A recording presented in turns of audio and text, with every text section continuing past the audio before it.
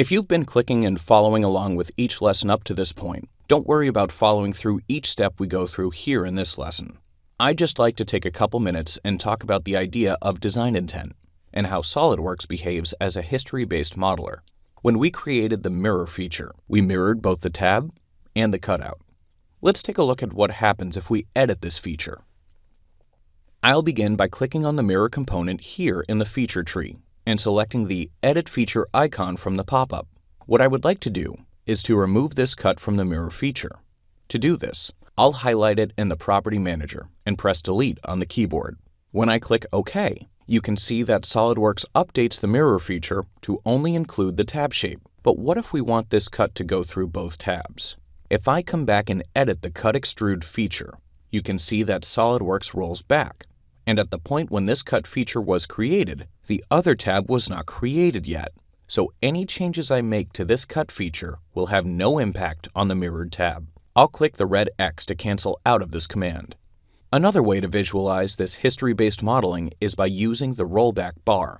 If I roll back to the beginning, you can walk through each feature as it was created. So although our Cut Extrude feature is a through-all cut, the hole is only cut through everything that's been created up to this point in the history of the design. Since the mirror feature was added later, the through-all cut doesn't cut through the tab. Oftentimes, you may realize that you've created features in the wrong order. If you do, you may want to fix this problem by deleting existing features and creating them in a new order. Fortunately, however, SolidWorks provides some flexibility so you don't have to do this by allowing you to reorder features in the Feature Manager tree.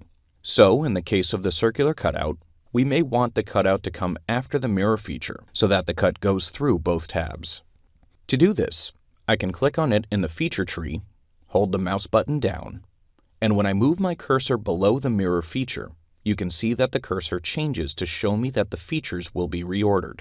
When I release the mouse button, the cut feature is reordered, and now the circular cutout goes through both tabs.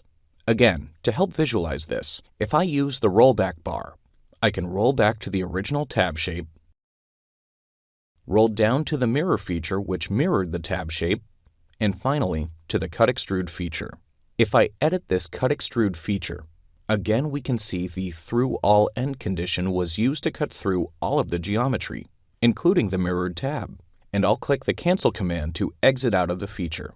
As you can see, the concept of design intent can be very important when you are designing a part or assembly in SolidWorks, and there are many tools that SolidWorks provided to help you achieve the design intent that you may want to achieve.